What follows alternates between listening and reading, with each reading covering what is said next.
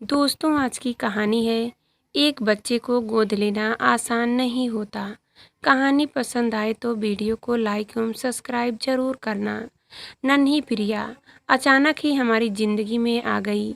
मैं उसे अडॉप्ट करना चाहता था, पर क्या यह संभव हो पाया?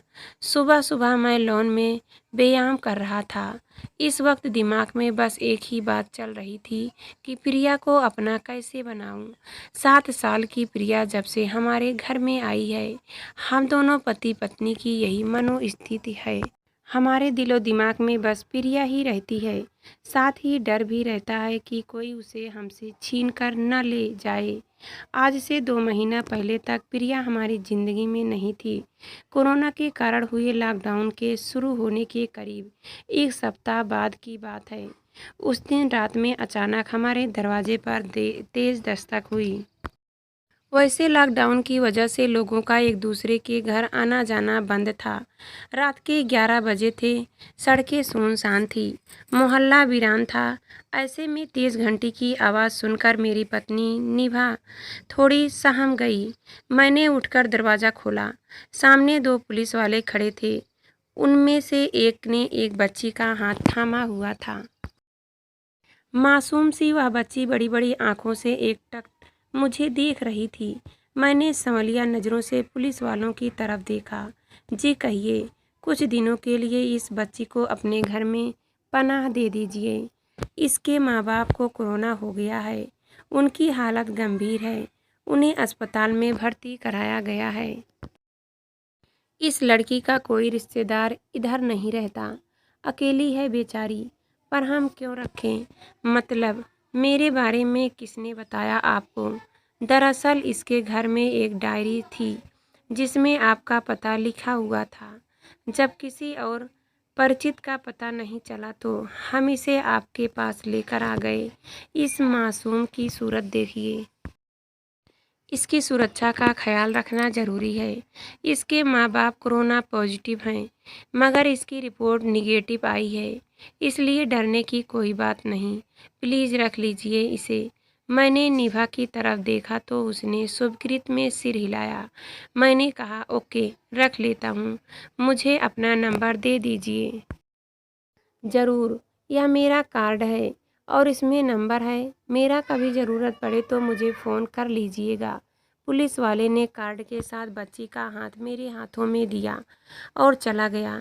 निभा ने बच्ची को अंदर लाते हुए प्यार से पूछा, बेटा, आपका नाम क्या है? प्रिया।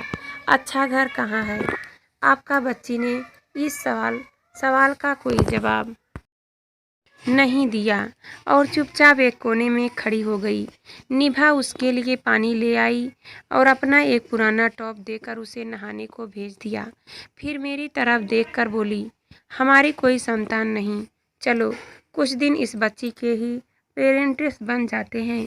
मैं भी मुस्कुरा उठा। इस तरह प्रिया हमारी ज़िंदगी में शामिल हो गई।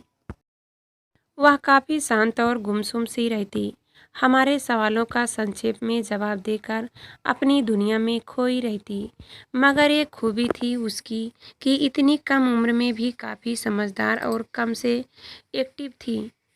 अपना सारा काम बिना नखरे किए आराम से कर लेती।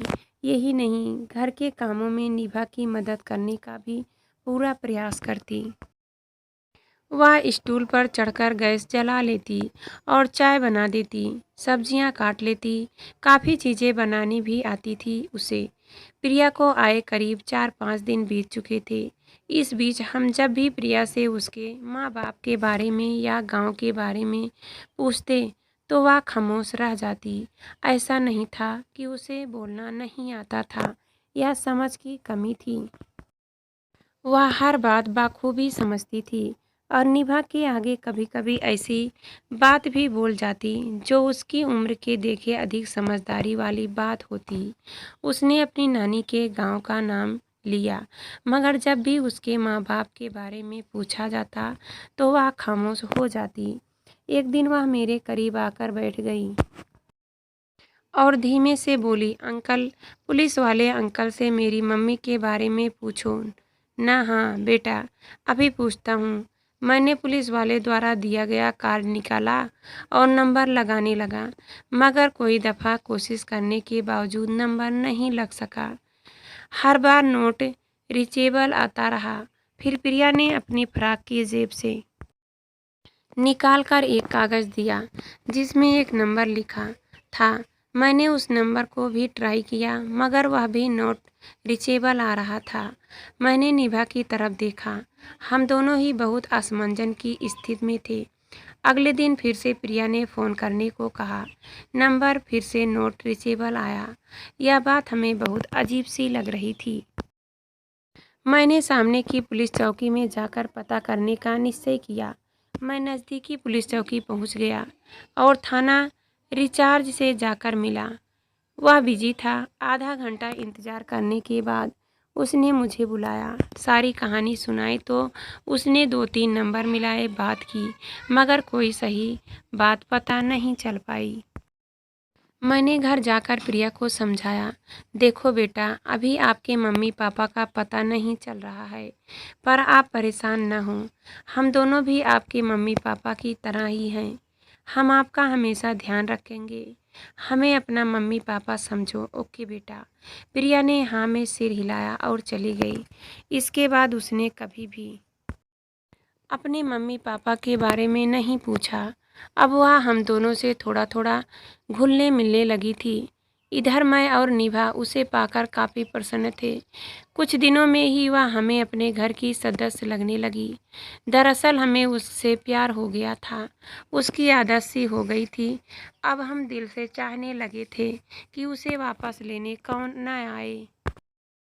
उसके माँ बाप भी नहीं। एक दिन मैं सुबह सुबह एक्सरसाइज कर घर में घुसा तो प्रिया कहीं नज़र नहीं आई, वरना वह रोज़ सुबह 5 बजे उठ जाती थी और मेरे साथ एक्सरसाइज भी करती थी।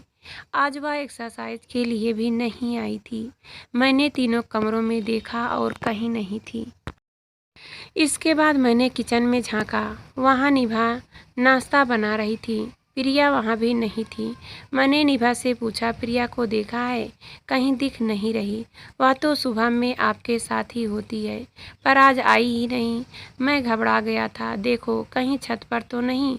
निभा ने कहा तो मैं दौड़ता हुआ छत पर पहुँचा। प्रिया एक कोने में बैठी कागज़ पर चित्र उकेर रही थी। मैं दंग रह गया। उसने बेहद खूबसूरत पेंटिंग बनाई थी। मैंने उसे गोद में ले लेकर चूम लिया। आज उसकी एक नई खूबी का पता चला था। मैंने उसे अपने पास रखी पेंटिंग से जुड़ी चीज़ें जैसे कैनवस और कलर्स निकाल कर दिए तो वह हेलो से मुस्कुरा उठी। अब तो वह अक्सर ही पेंटिंग करने बैठ जाती। उसके चित्रों का विषय प्राकृत होती है, साथ ही कई बार दर्द का चित्रांकन भी किया करती। उसकी हर तस्वीर में एक अकेली लड़की भी नज़र होती। एक दिन रात में 8 बजे थे करीब, फिर से घंटी बजी। हमारा दिल धड़क उठा। मुझे लगा कहीं पुलिस वाले तो नहीं आ गए प्रिया को लेने। निभा ने भी किस कर प्रिया का हाथ पकड़ लिया। हम दोनों ही अब प्रिया को वापस करने के पक्ष में नहीं थे। प्रिया जैसी बच्ची को पाकर हमें अपने जीवन का मकसद मिल गया था। मैंने मन ही मन तय करते हुए दरवाज़ा खोला कि पुलिस वालों को किसी भी तरह समझा बुझा कर वापस भेज दूंगा। दरवाज़ा खोला तो सामने पड़ोस के नीरज जी को देखकर मेरे दिमाग में सारी टेंशन कफूर हो गई। वह हमारे पास सिरका लेने आए थे। निभा की एक छोटी शीशी में सिरका डालकर उन्हें दे दिया और हम दोनों ने चैन की सांस ली। वैसे जैसे जैसे हमारा प्यार प्रिया के लिए बढ़ रहा था, हमारे दरवाजे पर होने वाली हर दस्तक हमें अंदर से हिला देती। हम सहम जाते, धड़कनें बढ़ जाती। जब सायरन की आवाज़ आती तो भी हमारा दिल बैठ जाता। डर लगता कि विदाई का समय तो नहीं आ गया है, पर शुक्र है कि इतने दिनों में प्रिया पर हक जताने कोई नहीं आया था। कहीं न कहीं हम दिल ही दिल में यह तमन्ना भी करने लगे थे कि प्रिया के माँ बाप न बचे, ताकि प्रिया हम हमेशा के लिए हमारी हो जाए। एक दिन निभा ने मुझसे कहा, क्यों ना हम प्रिया को प्रॉपर गोद ले लें, फिर हमारे मन का यह भय भी जाता रहेगा कि कोई उसे ले ना जाए। हम प्रिया को एक बेहतर जिंदगी भी दे पाएंगे। निभा का यह सुझाव मुझे बेहद पसंद आया। अगले ही दिन मैंने अपने एक वकील दोस्त अभिनय को फ़ोन लगाया और उससे प्रिया के बारे में सब कुछ बताता हुआ बोला, यार मैं प्रिया को गोद लेना चाहता हूँ, तो बता फॉर्मेलिटीज कैसे पूरी करें। मेरी बात सुनकर वह हंसता हुआ बोला, यार यह सब इतना आसान नहीं, बहुत लंबी प्रक्रिया से गुजरना पड़ता है।